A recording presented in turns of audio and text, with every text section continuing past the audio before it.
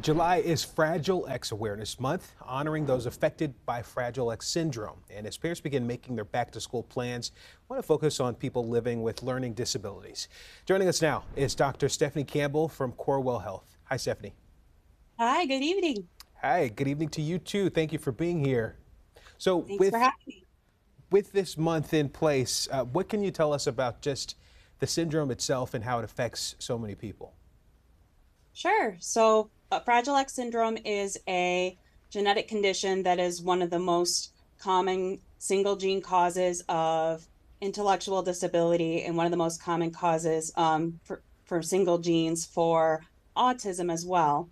This gene is on the X chromosome, and so as a result, males have more severe symptoms, and that can include developmental delay, intellectual disability. It could also include behavioral issues like attention issues, irritability, avoidance of gaze. There's an increased chance of having autism, and it can affect other parts of the body too. So these kids are more at risk of having things like seizures, scoliosis, loose joints, and low tone. And then as boys get older, you can also start seeing some facial features as well.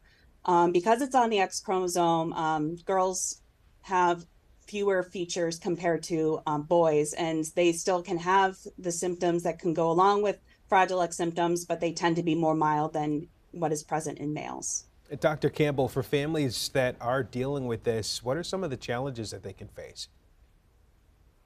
So for kids with Fragile X syndrome, because they have developmental delay and intellectual disability, they often may need assistance with things like physical therapy, occupational therapy, and speech therapy, as well as those with autism may benefit from ABA therapy. And then because of the intellectual disability and learning difficulties, they often need special assistance in school through like an individualized education plan to help them to achieve their full potential.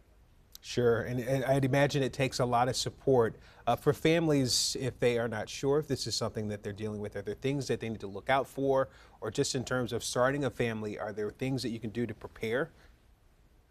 So one of the things to look out for families is one of the earliest signs would be developmental delay. So not meeting milestones on time, being delayed in sitting, delayed in walking, delayed in saying words, or delayed in speech development. And so if that is ever a concern, that is a good reason to be seen by your primary care specialist, and they can look into potential reasons for that. And that can include a genetic workup, which could include looking into conditions such as Fragile X syndrome.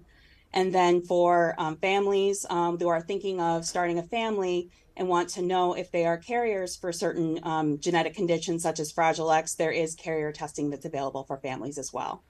And what are the ways that people can offer support to these families and individuals who are dealing with this? So there are certainly foundations that people can be involved in, such as like Fragile X Foundation, and then just being mindful that when these people are out in the uh, public area, they can like have some like difficulty with like overstimulation, and so being like mindful and courteous in those situations can be helpful as well. And then having families get the support that they need through therapies such as like physical therapy, occupational therapy, speech therapy, like having more of those resources available is very helpful for them too. All right, Dr. Campbell, we thank you again so much for your time. We appreciate it. Thank you for having me.